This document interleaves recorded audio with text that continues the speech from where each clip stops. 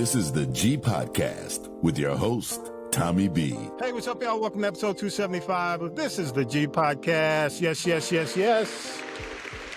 Oh, yeah. For your weekly recap, podcast, news, politics, pop culture, piping hot tea from Tanya B. Follow us on Spotify at This is the G Podcast. Y'all do it today.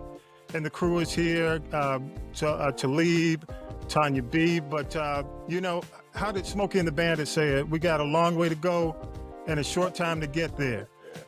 So let's go ahead and jump into news with Syracuse Mike. Here we go. News team, assemble! It's time for the Week in News with Syracuse Mike. 24 states, along with Washington, D.C., are suing the Trump administration over a freeze on $6.8 billion in education funding. The lawsuit filed Monday claims the freeze violates the Constitution and federal law and unfairly hurts low-income families. The money supports after-school and summer programs serving 1.4 million children, including those at the YMCA, Boys and Girls Clubs, and public schools. The administration says the pause ensures programs align with the president's priorities. President Trump says the U.S. will impose 100% tariffs on countries doing business with Russia if a peace deal in Ukraine isn't reached within 50 days. Speaking from the Oval Office alongside the NATO Secretary General, the president announced the plan for secondary sanctions, citing growing frustration with Vladimir Putin. I always hang up and say, well, that was a nice phone call, and then missiles are launched into Kiev or some other city. I said, strange. And after that happens 3 or 4 times, you say, the talk doesn't mean anything. Mr. Trump also revealed a new U.S. weapons deal with NATO nations who will then send arms to Ukraine, including Patriot missiles. And he recently reversed a Pentagon pause on Ukraine aid, saying Kyiv must defend itself. Here is part of a 911 call released by police after Beyoncé's choreographer discovered a vehicle break-in at a street market in Atlanta. They have my computers, and it's really, really important information in there. Like, I work with someone who's, of a high status. Thieves stole laptops and hard drives from a rental SUV containing unreleased music by Beyoncé, show footage, and set lists. It happened just days before Beyoncé's Cowboy Carter tour stop in Atlanta. Police are reviewing surveillance video and using Apple's Find My app to track stolen items. An arrest warrant has been issued. As of yesterday, Beyoncé's team had not responded to requests by the media for comment.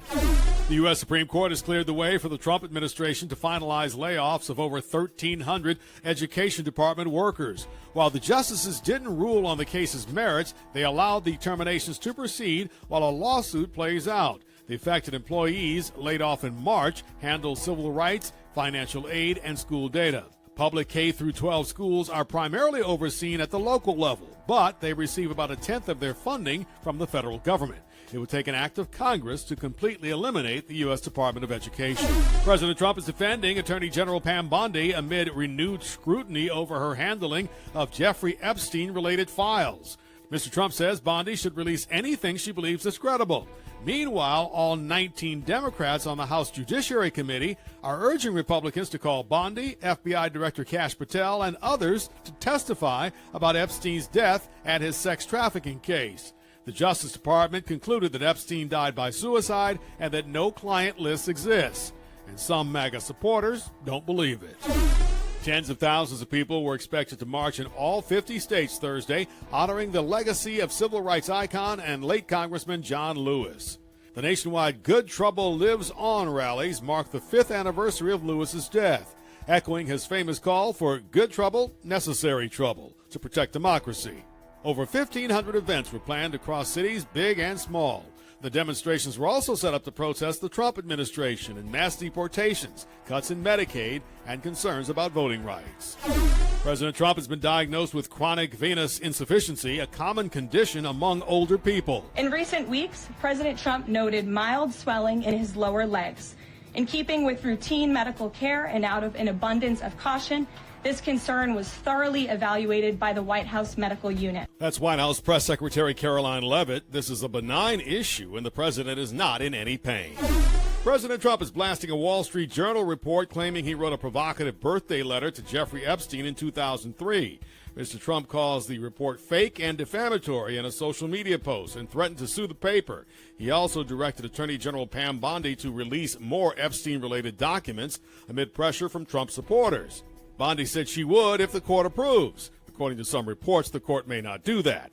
The Journal says Trump's letter appeared in a leather-bound book of tributes to Epstein and included crude drawings. The president denies writing it, saying, "I don't draw pictures." Leaders of public broadcasting are speaking out after Congress approved a $9 billion spending cut that includes federal funding for PBS and NPR. Republican House Speaker Mike Johnson. Everybody that works on our side has promised fiscal responsibility and fiscal discipline, and we're delivering on those promises again tonight. The move, pushed by Republicans and hailed by President Trump as a major victory, has drawn sharp criticism from PBS President Paula Kerger. She says the cuts will hit smaller and rural stations hardest, threatening access to local programming and emergency alerts. Trump has long accused public broadcasters of political bias. Yeah, and you know what? I have to say it.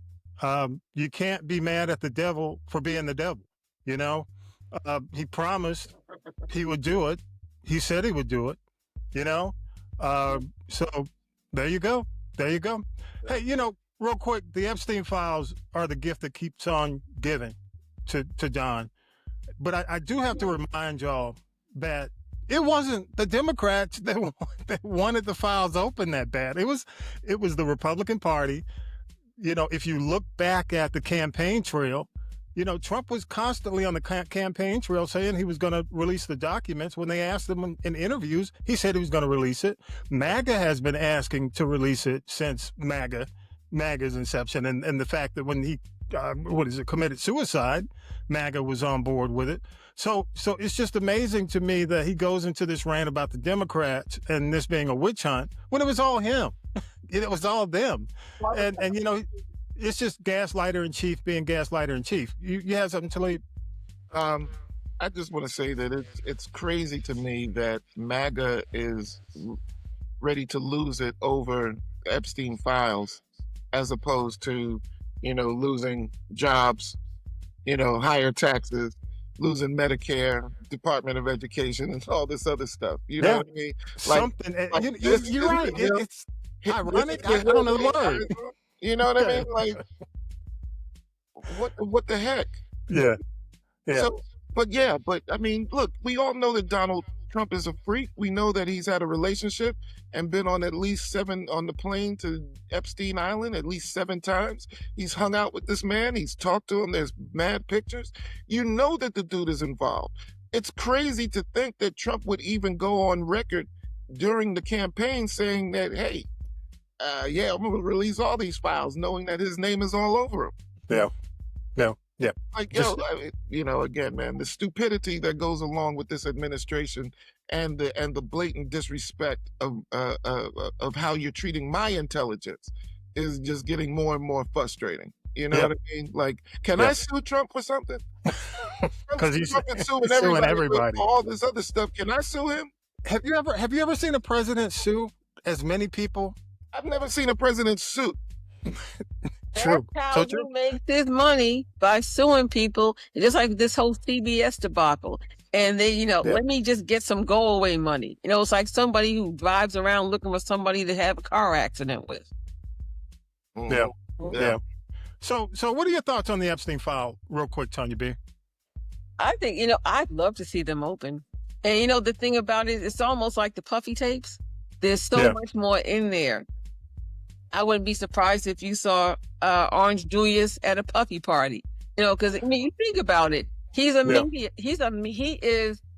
the quintessential media whore. But when it comes back to hit him and, bite him in the behind and he gets exposed, then like the defense goes on like 0 to 100. And like Talib was saying, we have so many more important things to deal with. And I wonder if all this is just deflection of, there's always something bigger that comes down the pike if you think about it. But like Talib was saying, a lot of people, and what's interesting about these cuts he's making, there's this misconception that it's going to affects people of color, yes, but it affects more people that are not of color catch that tea if you can, than those that do. And most of the people that are going to be affected are these MAGA people. Oh, now you'll want to revolt, too late. Like Talib said, he told you he was going to do it and he's doing it. So why is anybody surprised? Yeah. And I got to say this when it comes down to the gaslighting. The crazy thing about the gaslighting is that we have video and audio of him saying the opposite of what he's saying he didn't say. We got receipts. I didn't say that. I didn't say that. So it's the crazy thing. The other thing, and we talk about NPR, the cuts to public broadcasting, that will affect the rural communities more so than it's going to affect the big cities. Because I'll tell you, as someone who spent time in the business, what's going to happen is basically localization is going to go away. You're going to lose the bodies and the people and the ability to report local. And so when you're talking about things that impact communities directly, you're not going to get that. All you're going to get is a centralized message from the hub. Like if you live in Columbus, if you live in Savannah, if you live even in Augusta, some of these cities around in Georgia, because we're based in Georgia, you're going to get what Atlanta sends you. That's what's going to happen eventually. If you don't have the money to operate on your own, you're going to get what the biggest city in your state sends you.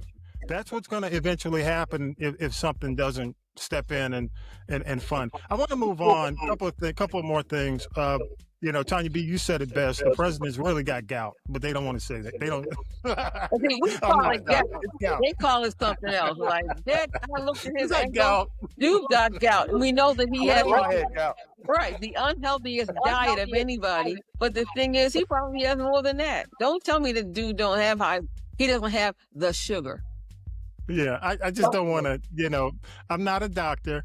I'm not on here trying to diagnose him at all. But just look like gout to me. But I'm going to leave it at that. That's what they say. Can I see the hands of the people who think the Beyonce deal is an inside job? Can I see? And here is why. Go ahead, Tanya B.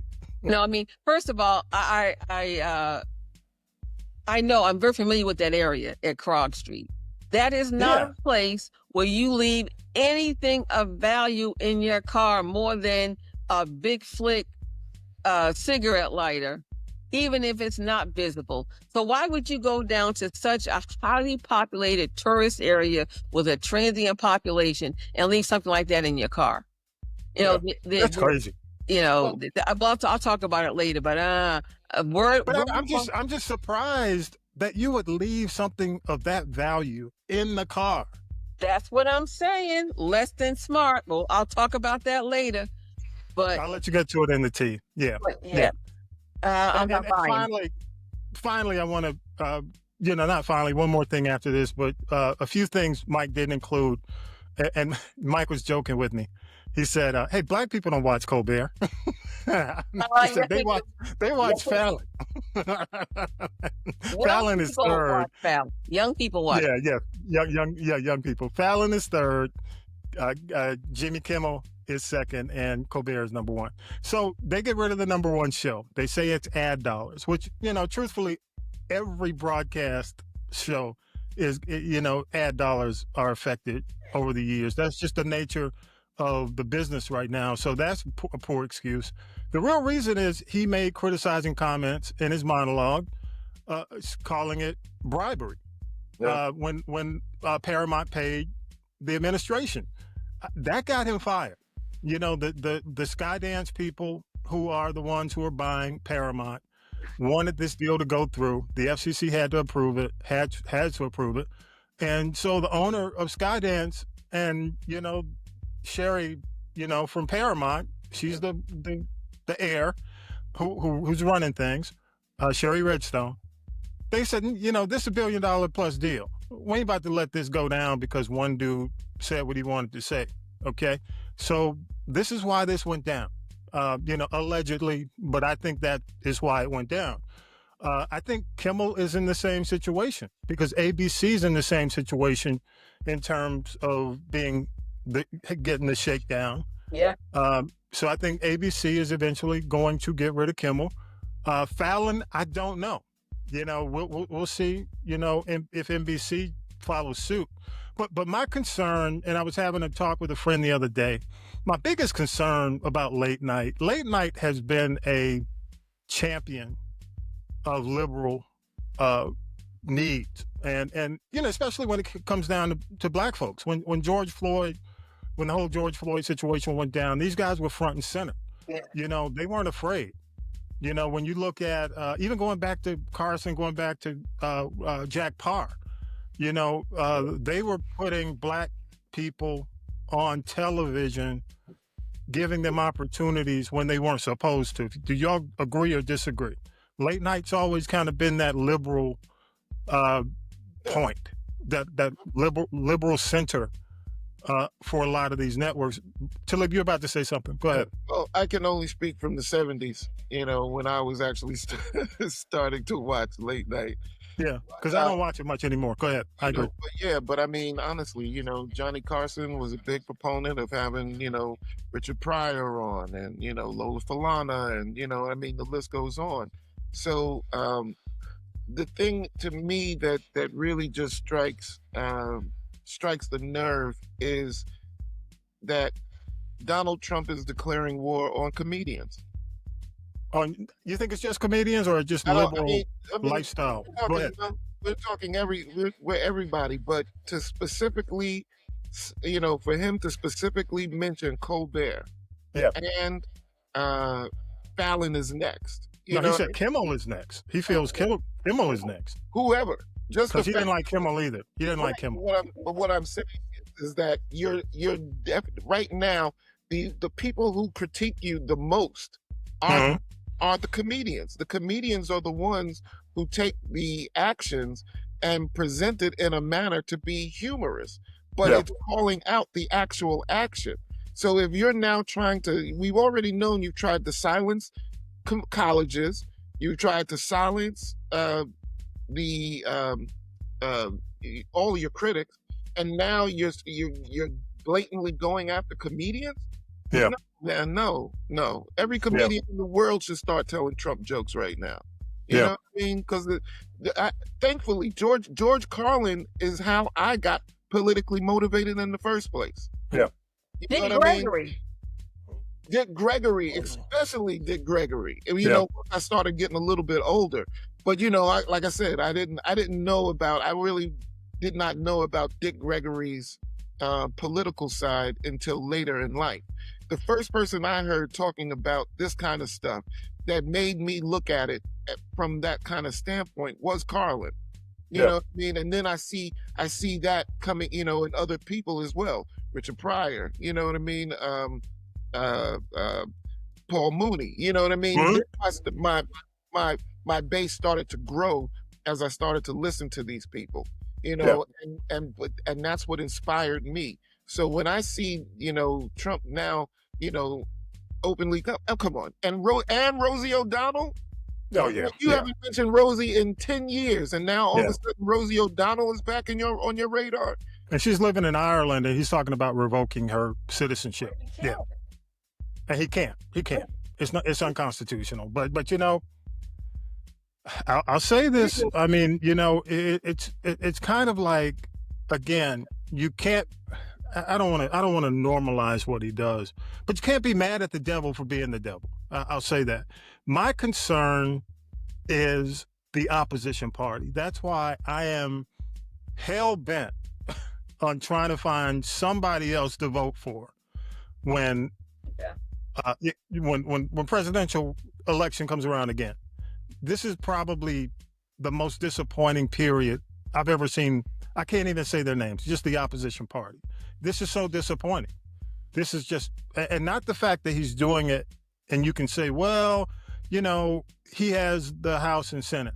But you could be out there every day doing a press conference pointing out the bad. Listen, can I just say fuck Hakeem Jeffries? Thank you. You said it. That dude is the worst. That dude is the worst after going on TV and talking about, I got something for you. And then you've got nothing. Yeah. You've got nothing. Yeah, you know? I tell you, man, what is it? The Lincoln Project is the best. I saw the video of Trump Not Like Us, and I'm like, that was hilarious. And you know they're being sued too. So Yeah, we need to do that. Fuck Donald Trump. Fuck Donald Trump. We can make the thing of this show. Nipsey, we can go to Nipsey Hussle's song and make that the thing of the show so we can get sued too, man. But if hey. But you know, let me say this. But all I have to say is, go ahead, Tony B. No, you look at people like Colbert and even Kimmel and anybody else. Trust me, CBS might have canceled Stephen Colbert's show. I think he is so beloved. He's going to end up somewhere else, albeit maybe like Bill Maher. Bill Maher need to go sit down somewhere and let Colbert come on HBO. But he will. Oh, it won't be HBO. I know. That's probably the whole deal. But he's going to land somewhere else. But you know what? Even if he were to fund his own show, it would be successful. And, you know, and I've seen some of the things that Colbert, heard some of the things I should say, that Colbert has said, and even Jimmy Kimmel back to when, you know, Dump was trying to first mess with the healthcare when his son had the heart surgery, you know. And so Kimmel, you know, it's almost like they may get canceled off of television, but they're not canceled by I don't think they're canceled by the culture. I believe they will resurface somewhere. And I hope it's not on network TV so they can really tell us how they feel. Yeah, I agree. Hey, last thing in the news, Mike, we didn't get a chance to get to it. The CEO for MARTA is gone. Yeah. But why he's gone is just beyond me, okay? He has a work permit that expired. Why would you hire the CEO of one of the largest metropolitan transit companies in America to run when Atlanta is a traffic hellhole? Okay? Why? MARTA is one of the largest transit systems in the U.S. And if you've ever been in Atlanta traffic, you know hellhole is putting it nicely. Go ahead, Tanya B. I think what it was, if you remember the last MARTA CEO committed suicide. They needed a body to put in there. They clearly did not do their due diligence. Whoever gave the green light for this from the board of MARTA or the HR person, and of course they need to be held accountable. But okay, so now the dude is gone. Now what? Yeah. Well, you know, his name is Collie Greenwood. He was a Canadian citizen. His green card expired on June 18th. I mean, isn't there on every, you know, if you go apply for a job, there's a citizenship question, is there not? Yes. On every application. I mean, maybe it's different when you're hiring a CEO. It's not. Well, you know, it shouldn't be. But go ahead. Somebody from HR jump in and tell me. Now fill out a formal job application because they were so desperate. This is what happens when you hire reactively and not proactively. I guarantee you, this man, somebody go find his job application. I would almost bet the rent there is not one. They did something reactively. I'm like, well, you can get rid of him. Let's get Jane Eugene from Loose Ends out of ICE custody and let her run MARTA. Still in ICE? Yes, she is. Wow. That is nuts. But here's the thing. That's Her nuts. visa, One of my favorite groups of all time. Yeah, but not for nothing, Jane. Honey, your visa expired 20 years ago. Come on, girl. Yeah. Hey, well, let's do this. Tanya B, let's go ahead and take a break. We'll come back with T. I appreciate that. And again, let's go ahead and take a break and we'll come right back.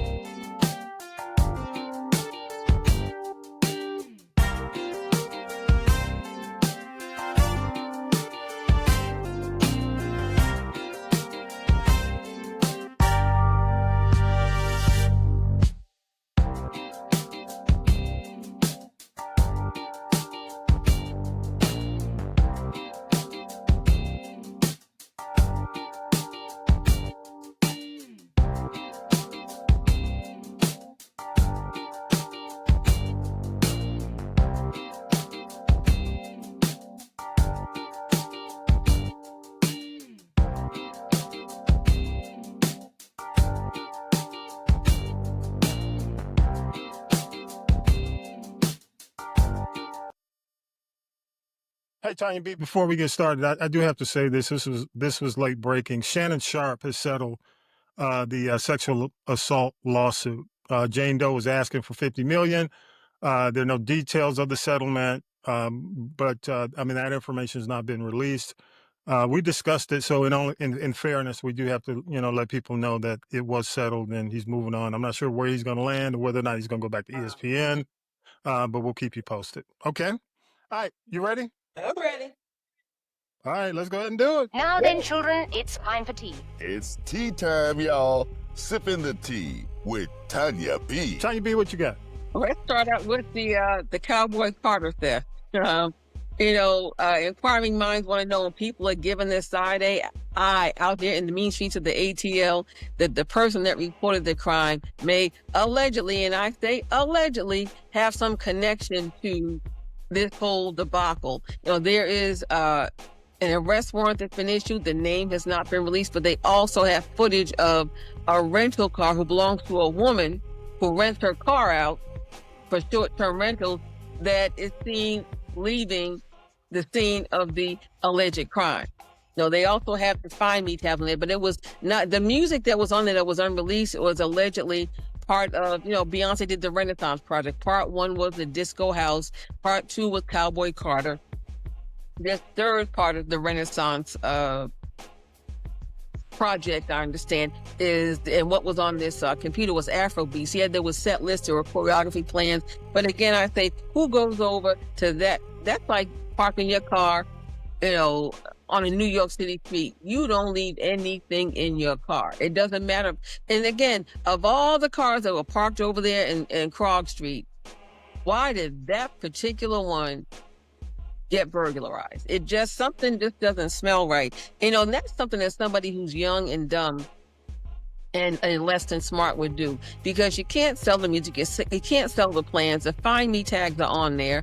And whoever did that just really didn't think, because there's no money to be made from it because they're going to be exposed. So I still say it's an inside job. Okay. And I'll leave it at that. But even that I listened to the 911 call, and he's reporting it, but I didn't really hear any real sense of urgency or, oh my God. I work with someone with a very high profile. I'm like, you sound like you were like reading off of a menu. But anyway, that's just. We got to talk about the Emmy nominations. I just got to say, what's up, and shout out Coleman Domingo. I hope it's his year. He's gotten nominations. Beyonce got nominated for her the Christmas special on Netflix, as well as Kendrick Lamar for his Super Bowl performance. Of course, the team from Abbott Elementary, Quinta Brunson, Cheryl Lee Ralph, Janelle James, all of that. And it's another year where non-network television shows had more nominations than the networks. I think the networks are kind of becoming like the also-rans, if you will. Yeah. And I'm going to shout out Rashida Jones, too, for Black Mirror. Yeah, Quincy Jones's daughter. Yeah. So we also got to say shout out to Walt Reader Jr. And everybody in Philly that's part of the Black Promoters Collective. They have stepped up and kind of, I can honestly say they do something with Live Nation, so just keep that in mind. But, when you crack over $100 million, but I like the fact that they are, I guess, kind of being true to the culture. They've got the Monica Brandy tour. They've got the Four Queens tour. So they really are, there's a venue in Philly called the Dell Music Center. They're doing all the shows at the Dell. They just had October London there, In Vogue, The Whispers. So I just want to say, shout out to them, because at least they are giving opportunities to people of color to learn all of these things that have to do with concert production and promotion, especially behind the scenes, and especially they're giving opportunities to women of color. And you don't find that a lot. You don't find, when you look in the light booth and the sound booth, you don't see people that look like us. They're not like us. So I give them 5 on it for doing that. Absolutely. And I really think this Brandy and Monica tour is actually going to do well. I really do. That's the show that I go, I don't go in. So let me say real quick before you move on to the next story. Monica has a hell of a catalog. I think people forget, and you know, Brandy has a strong catalog, but people forget how strong Monica was and is, as a singer, as a talent. So I'm glad to see her get back out there. I'm glad to see her, come together and collaborate with Brandy because, I think Monica is probably one of the most underrated female vocalists in R&B. Yeah, and the other thing, she's a beast. And you gotta think about how young Brandy and Monica were. Especially Monica, she was singing just one of them days when she was 14 years old. So they over on Godby Road. So you said Godby on Old Nasty Highway. Old National. They were really young when they started out. Yeah. And you go forward, and again, it gives credence to the songs and their level of, hello, young people that are out here now thinking you have talent and you don't. Talent, and the fact that these young ladies can still, after all the time, they can put it down, they can sing, they can hold their own. And, no shade to SZA or the rest of these little young girls that are out here now. But if you go pound for pound, I go with Brandy and Monica. Yeah, I agree. What you got next? Okay, let's talk about Trigger Trey Songz. Man, he stays in trouble. I think his life is not anything unless he's in trouble. Now, about a week or so ago, he was alleged to have assaulted a cameraman in New York during a club appearance, but I think he's more of a hothead than Chris Brown. Honestly, Trey Songz stay in trouble. It's the assault, it's the sexual assault, it's the rape, it's this, it's that, and I really think that Trigger Trey needs some trigger therapy, and it's like... Well, I just correct me if I'm wrong, but isn't the case, he's got a pending case next year? Another one, yeah. In a couple of weeks, he sure does. Yeah, I think it's August 1st. Yeah. So it's like, don't people making money off of Trey Songz are the attorneys. And it's sad. And the thing that makes it really disheartening for me is, okay, here you are out here acting a pure D fool, and you talk about you were raising a black son. That frightens me. Yeah. Really. Yeah. So just like Chris Brown copied the behavior he saw when his mother was getting abused, little Trigger Trey to serve, or probably... Save yourself. Save yourself. I can say save yourself. I got you. What you got next? Talk about love and marriage. Okay. Want to say congratulations to Coco Jones, who is engaged. This young man's going to have some promise. He'll have, I think, a long career in the NBA. Damian Lillard. He's the man. Yeah, he's going to be around. He already got his money. But he got his money because if you can pay $360,000, let me say that again, $360,000 for an engagement ring, I want to see what the wedding band looks like. Yeah. Damian Lillard. Coco Jones, she's one of the few new girls I think that actually has put in the work. I'm not saying she's Brandy, Monica, or anybody else, of that classic ilk, but at least Coco Jones. Correct me if I'm wrong on the name. Make sure I got the right name on the NBA player. Am I correct on Coco? Donovan Mitchell. See, I was going to say, no, I'm sorry. NBA fans, I got Dame on the brain because he's going back to Portland. Damian Lillard is going back to Portland. But I do want to say, Donovan Mitchell. Donovan Mitchell is solid. Let me lean in and talk to him. Do not break her heart because we like Coco. So if you mess up, it's going to be like Chris Brown and Rihanna, and we'll never forgive you. Okay. Let's also say congratulations to it. I don't know. Honestly, Tommy B, look, this was going to last. Because Meg Thee Stallion run through men like Kool-Aid. But now she's dating NBA player Klay Thompson. And Klay Thompson. Yeah. I mean, there's somebody for everybody. I get it. But, it's also a romance rumor. So, we don't know. But, I think they're just dating. I don't see that long term. I don't see that going to engagement and marriage. That's just going to be dating. I don't see that. Their personalities are different. Clay's kind of laid back. Yeah. Very kind of a quiet dude. Look, you got a better chance of seeing Janet Jackson marrying Maxwell. And I'll just leave it at that. And we know that ain't happening. Okay. Yep. I hear you. I'm just saying.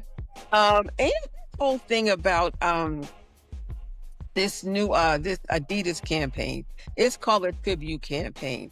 I think it's called Adidas Need to Find Something to Make Some Money campaign. Because when you go and you get a Samuel L. Jackson, you get a Missy Elliott, who is a brand but needs to rebrand. Now, Glorilla will be around. That she's for the 5-minute girls that are coming in for the right now girls. But it'll be interesting to see how how deep they go into this tribute, and is it a tribute to how Adidas was really kept afloat for so many years financially by the culture, or they actually celebrating or paying homage to saying thank you for keeping us from going into bankruptcy and just being wiped off the map. Because honestly, there was a time my Adidas does not come into my mind that top of mind since Run DMC. Everything has been Nike. So let me ask you, Talib. Talib, you're a New Yorker. You grew up hip hop culture. Adidas was strong in hip hop culture. It was. Go ahead. I mean, no doubt. Go ahead. I remember the guys who were serious about popping used to do the shell toes so that they could stand on their toes and do the Michael Jackson type of move. You know what I mean? Yep. On their toes while they were doing that. So, Adidas has always been a thing, but Adidas does not have the kind of brand loyalty that Nike has. Yeah. Adidas went through that whole Kanye thing too. And that's another reason why they need something to kind of forget about that and move on. I mean, come on, you got Stan Smiths, come back to the classic. Stan Smiths, your shell toes, don't have to do all these, pinks and greens and all that stuff. Just come with some basic joints, man. The white on white, the black on white, the white on black. You know what I mean? Just come on back to the foundations. Yeah, so true. Hey, real quick, Tanya B, let's go ahead and wrap it up. Okay. If you got one more. I got something to wrap it up with. And this let's go ahead and wrap it. This goes under the Dumb Donkey of the Week. So Dum Dum did it, hee haw, hee haw, hee haw. Now this is rapper F-List. F as in like forgettable. F-List rapper to me in Atlanta called Cash Out. Now it was really a bad hair day down at the courts in ATL because he and his mama, hear me now, his mother, the mother and son, convicted on RICO charges that include sex trafficking, rape, slacking on their so-called pimping, aggravated sodomy and more. They face life in prison. And I just said his mama looked like she just came out the Slurpee machine at the 7-Eleven. And they were just so lazy and crazy about it. The receipts were there. The attorney, he tried it. I give him that. But when you have transaction receipts from the sexual encounters that he was charging for these women, the receipts are there. The transactions are there. So yeah, it was what people thought Puffy was going to be, quite frankly. So he got instead of Puffy, but this is on a local level. But it's just less than smart. And this man, he's facing life. So, but the mother. Go ahead. One more word. I want to ask Talib though. Less than smart. Talib on the level, because I don't know him as an artist. Where do you put him on the totem pole as an artist? Where does he fit? Okay, all right. Does he fit? His face is okay. His look, his facial expression says it all. It's tight. I appreciate it. Enjoy, cashing out. Condo on his wrist, and now he's cashing out. I like the song, but come on. There's a reason why he's resorted to pimping and all this other stuff. Yeah, absolutely. I appreciate you. Thank you so much, Tanya B. I appreciate you. Hey, I want to do something a little bit different to kind of wrap the show with. We don't have a lot of time on the show, but Robin Walker is a historian, and he's a respected historian and author in the UK, as Jamaican roots. He's Black, and for those of you who aren't watching but listening to the podcast, he weighed in on the diaspora wars, and I want to play this because it's probably the best response I've seen and heard. We talked about Essence last week. I don't think we satisfactorily met or closed out that whole argument about this. So I want Robin Walker to step in, and here we go. Let's play the video. What's your views on Tariq Nasheed? Because he's got this thing called Foundational Black American. Yeah. What is that about? Because I feel like that's pure division, if I'm not going to... It is. But I get it. I don't agree with it, but I get it. This is what it is. There were too many black people from outside Africa, from outside America, going to America and playing the arse. And what it is African Americans spotted this and spotted that there's a consistent pattern. Black Caribbeans, black people from Africa going to America and being the arse. And what the FBA agenda is putting up a wall and saying, no, you guys can't be a part of this if you're going to be on that, raccoon train. When you say playing the arse, what? Because from what I know, a lot of Africans, a lot of Caribbeans who go there, academically, they're surpassing them. And also business-wise, they're surpassing them. So who was playing the arse? When they then use that to say, well, that means that you African Americans are lazy. Do you see? Yes. And then being on some right-wing conservatism, let's throw African Americans under the bus. That is true. Let's pretend that Jim Crow didn't happen, redlining didn't happen, breaking up of African American business districts, breaking up of African American families. The COINTELPRO didn't happen. The Iran Contras and then moving drugs into the black community didn't happen. Yeah. And there's a whole list of things continuing right up until now that the American government has done to African Americans. And so for those black people recently arrived from outside America, you all didn't face any of that. So of course you're going to be doing better than African Americans. Duh. Yeah. But not all of them can be affected by this. There's always got to be certain people who rise above it regardless of what the situation is. It's just the natural nature thing. Weeds grow through gardens, you name it. Mm-hmm. Why do you think it is that a country like Jamaica or Africa, where they too have had their deprivations, had their colonialism, had their slavery, why do they go somewhere and tend to excel amongst people who also have gone through it? Because you're not comparing like with like, that's why. Okay. A lot of us think we are comparing like with like. You're not. Let me explain.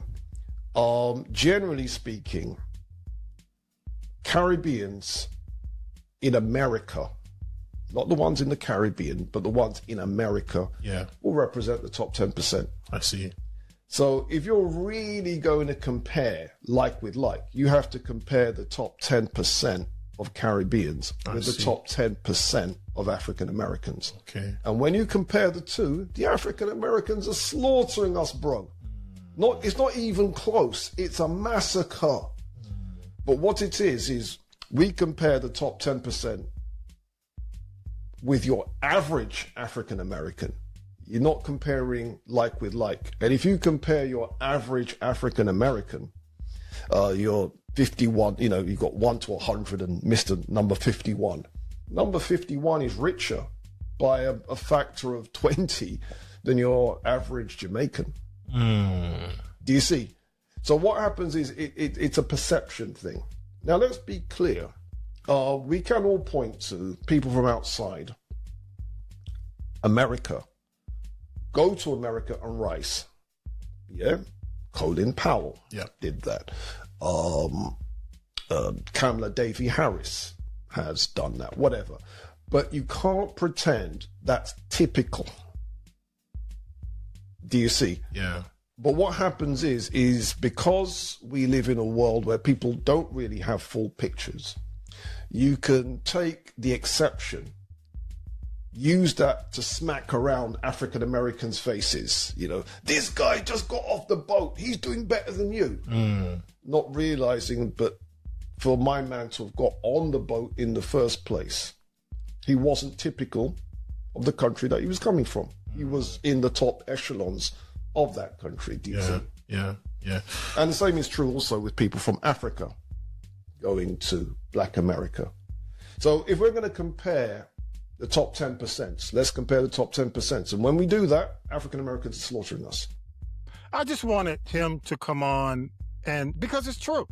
I mean, I think he's credible. He's been around a while. He is a scholar. He studied history. What I loved about his comment is he basically listed the historical challenges African Americans or Black Americans have had in this country. He made those points. But I wanted to play that because, I know there are going to be people who push back. But from my perspective, that's the best way to explain. I'm going to go to you, Talib, and then I'll go to you, Tanya B. Give me just your brief response. Talib. That says everything. I'm sorry, I put it on mute. Okay. I didn't really want to invest anything. Yeah. I think that I totally agree with the gentleman. Because, yes, redlining, people don't take these things into account when they say that Black people in this country don't take advantage of the opportunities that they were presented. I came over here, I got this, I did that, you know what I mean? I've seen and I've heard it. But what I want to say is that, let's talk about the bill of goods that we were sold, as Americans, looking at what our brothers and sisters and cousins were looking or were doing outside of America. You know what I mean? The same way that these people are being sold a bill of goods as terms of Black Americans, stay away from them, they're lazy, they don't want nothing, they're going to treat you bad, blah, blah, blah. Is the same thing we were told, in terms of how Africans were. I didn't realize that until I went to Kenya. And I had conversations with people, and they're showing me, that these, they're telling me, Black Americans walking with pants under their behind, and they're doing this and this, and they're just niggers. You know what I mean? And I'm sitting there and I'm like, okay, well, let me show you what we thought about y'all. And I showed them Yum Yum, the African savage who was on the Little Rascals, complete with bone in his nose and the loincloth, chasing, the Little Rascals around. And I was like, this is what we were taught who y'all are. You know what I mean? So I think that, once again, we are looking to define ourselves outside of ourselves. You know what I mean? I come from the Nation of Islam. So in the nation, I was told that, the original man is the Asiatic Black man, and that there's 16 shades of this, from the lightest of the light to the darkest of the dark. And it's all us. So no matter where on the diaspora we are, or what country we're in, or what territory or landmass that we find ourselves, we're all the same. So I never understood why people didn't also adopt that same kind of mentality. You know what I mean? Again, I think that, something that we had said earlier is that, they come over here with this elitist mentality, but they're used to class system. Yeah. It's the caste system, which you're talking about, because he was referring to the top 10%. Exactly. Yeah. I know mad Haitians who are here in the States. A lot of them got to the States because they were in a position where they had maids in Haiti. You know what I mean? This is not Joe Blow from being on the corner. You know what I mean? This is somebody that came over that had something going on over there, and that's how they were able to get here. When I heard how difficult it was for a Kenyan to go to the American embassy, have to pay $200 or $300 to try and get a visa, not to get a visa, but to try and get a visa. They're not accepting just anybody. Yeah, I agree. I'm gonna leave it there. Tanya B, last thought. It's interesting how, like what Talib was saying, the elitist 10% are the ones that come over here that have an elitist attitude. And I'm just to speak from my personal encounters. If you were a doctor over in your country and you come over here and you can only be a CNA, but you still have in your mind, I'm a doctor, you don't respect me, and the way that they treat women is let's talk, that's a whole another conversation. Don't talk back to me, you be quiet, you do as I say, not as I do. It's almost like women are less than in that culture. So, when they come over, I think part of their elitist attitude is that they, and I would just say, and they is a very broad spectrum, but certain, and it's not just, it may not just be, people from, the African continents, but their mentality is, I'm going to look at you like you're less than, because where I come from, I am more than. But, we're over here on American soil, it's just not like that. Good trouble coming by, y'all. It's just not like that. And that's what some people struggle with. And, hence, and also, I think people come here, and again, it's not just people from the African, continents. This is like the easy hustle. If where you come from was 10 times worse than what we think is our worst, then you know what? I'm happy. So why shouldn't you be happy? I don't care if I don't have electricity. I didn't have it over there, air conditioning or whatever. I didn't have it over there in the country I came from. So, I'm gonna stop you right there, Tanya B. I get your point. I'd love everybody's thoughts. Scan the QR code on the logo. Go to our social media, the link's there.